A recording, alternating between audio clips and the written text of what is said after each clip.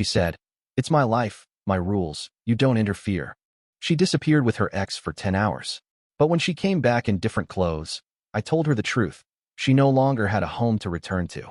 I'm 34, and if I'm being honest, I thought I had a pretty steady relationship until a few months ago. Things weren't perfect, of course, but we had built what I thought was a foundation of trust. That illusion cracked on an ordinary afternoon, during what seemed like a casual conversation. She sat across from me, scrolling on her phone, and suddenly said, almost too casually, "Oh, by the way, my ex is in town. I'm going to meet him for just an hour." The way she dropped it, like she was telling me she was running to the store, made me pause. I asked who he was, and she explained he was just an old-school friend. She even laughed a little as if I was being silly for raising an eyebrow. She quickly followed up with, "Don't worry, it's just an hour. I'll be back soon." Now, I'm not the type to immediately assume the worst, but something about the way she brushed it off felt wrong. The ease in her tone didn't match the weight of what she was saying. This wasn't some coworker or casual acquaintance. It was her ex. So, I tried to be reasonable. I looked at her and asked, "Okay then, do you mind if I come along?" Her whole demeanor changed. Her casual smile disappeared, and her voice turned sharp. "No, you don't need to come. This is just between me and him." That hit me harder than I expected. I wasn't asking to chaperone or start an argument.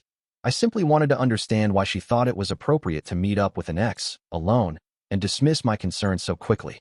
I didn't push it further in that moment. Instead, I sat there quietly, letting the weight of her reaction sink in. She noticed my silence and tried to brush it off again. "Seriously, it's nothing. Don't overthink it." But it was already stuck in my head. The way she insisted I stay home told me everything I needed to know. It wasn't just about a quick reunion. It was about boundaries, or in this case, the lack of them. That night, I barely slept. I kept replaying the conversation, wondering if I was being unreasonable or if my gut was trying to warn me. Part of me wanted to put my foot down, to tell her outright that this wasn't okay. But another part of me, maybe the part that still wanted to believe in her, decided to wait. The next day, she got dressed like it was any other outing. No big deal. She kissed me quickly, grabbed her bag, and walked out the door, leaving me sitting there with 1,000 questions. I told myself, it's just an hour. Don't turn this into a fight. Give her the benefit of the doubt.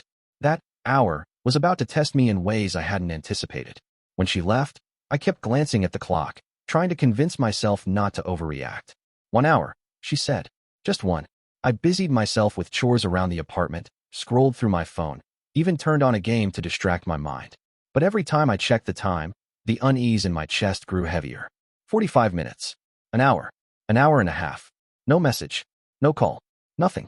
At first, I gave her the benefit of the doubt. Maybe they were just catching up. Maybe the conversation went longer than expected. But when 2 hours passed without even a simple, running late, I picked up my phone and called. No answer. I waited 20 minutes, tried again. Straight to voicemail. By the third call, I knew she was ignoring me. My hands were restless, my thoughts racing. If this was just a harmless meetup, why wouldn't she pick up her phone? Hours dragged by. I called about 20 times in total, spacing them out, hoping at least one would get through. Each unanswered ring chipped away at my patience. I wasn't angry at first, it was worry. But slowly, worry turned into something else. Frustration. Resentment. Finally, 10 hours after she'd left, my phone lit up with her name. I stared at the screen before answering, part of me already knowing the excuse that was about to come. Her voice was calm, almost too casual. "Hey, I'm not coming home tonight. He's not feeling well, so I'll just stay here until tomorrow." I sat in silence for a few seconds, trying to process those words. She had disappeared all day, ignored me, and now she was telling me she was spending the night with her ex? When I finally spoke, my voice was sharper than I intended. Asterisk, you're telling me you went to meet him for an hour, ignored every call, and now you're staying the night because he doesn't feel well? Do you even hear yourself? Asterisk. She didn't like that. Her tone turned defensive immediately. Why are you making this a big deal? I told you not to overthink it. He needed me, that's all. Something inside me shifted at that moment. I realized I was the only one here treating this relationship with respect. I was the only one who cared about boundaries. And I was exhausted, mentally, emotionally, from constantly being told to stop overreacting when all I ever asked for was honesty. So, I said it as plainly as I could. You know what? Do whatever you want. If you want to stay there, stay there. If you want to live your life with him, then go live it. I don't care anymore. There was silence on the other end, and for the first time that night, I felt strangely calm. Not because the situation was okay, but because I finally saw it for what it was. I hung up before she could argue further. For the first time in a long while, I didn't feel the need to chase her for answers. I didn't need explanations. What she had shown me was enough. But little did I know, that night's conversation was only the beginning. The real breaking point was waiting just around the corner. The call from the night before stuck with me. I kept replaying her words, trying to make sense of them. But the more I thought about it, the clearer everything became. She hadn't apologized. She hadn't reassured me. She hadn't even acknowledged that disappearing for 10 hours without a single message might have been wrong. Instead, she'd made it about me, about how I was the one overreacting. That was the part that hurt most. Not the fact that she spent the night with her ex, but the way she spoke to me as if my feelings didn't matter at all. The next evening, she called again. I almost didn't pick up, but curiosity got the better of me. Her tone was clipped, annoyed. Why are you acting like this? I told you it wasn't a big deal. You're blowing everything out of proportion. I took a breath, keeping my voice steady. You don't see anything wrong with what you did? You told me 1 hour, ignored 20 calls, and then said you'd be staying with your ex overnight. And now you expect me to be fine with it. That's when she snapped. This is my life. My rules. You don't get to interfere. If I want to see him, I'll see him. If I want to stay over, I'll stay over. You don't control me. I sat there in silence, gripping the phone tighter. Those words hit harder than I expected, not because of what she said, but because of what they revealed. She wasn't just dismissing me. She was flat out telling me that she didn't care about the relationship at all. Finally, I spoke. My voice was calm, but there was no softness left. You're right. I don't control you. But I also don't have to accept this. If this is how you want to live, then you can live it without me. She laughed bitterly. Oh, so now you're threatening to leave me? Over nothing. I shook my head, though she couldn't see me. No, I'm not threatening anything. I'm telling you it's over. Don't come back here. Don't call me tomorrow like nothing happened. I'm done. There was a pause on the other end. For once, she didn't have a quick comeback. I could hear her breathing, heavy and uneven, as if she was trying to decide what to say. Eventually, she muttered, "You're being ridiculous." But it didn't matter anymore. I had made my decision. Goodbye, I said, and hung up. For the first time in days, I felt a strange kind of relief. It wasn't happiness, not even close. But it was clarity. I wasn't trapped in the constant cycle of doubt, excuses, and deflection anymore. I turned off my phone, lay back on the couch, and stared at the ceiling. The silence in the apartment felt heavier than usual, but it was also peaceful in its own way.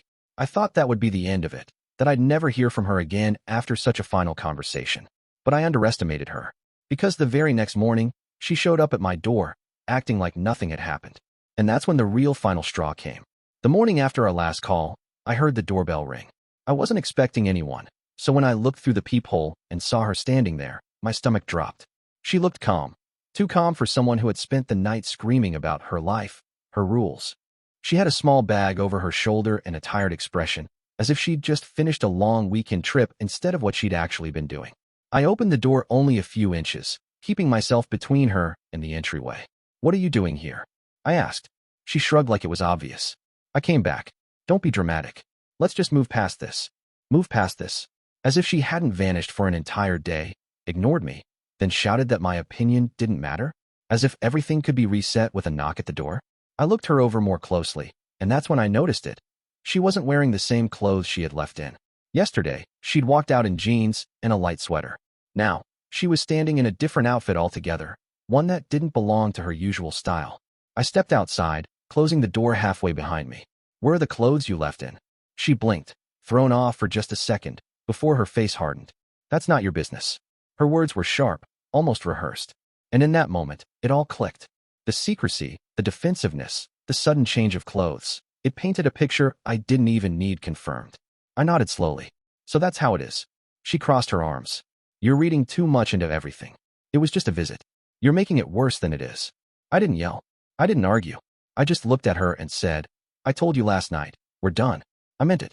Whatever happened while you were gone, whatever excuses you've got, I don't care anymore.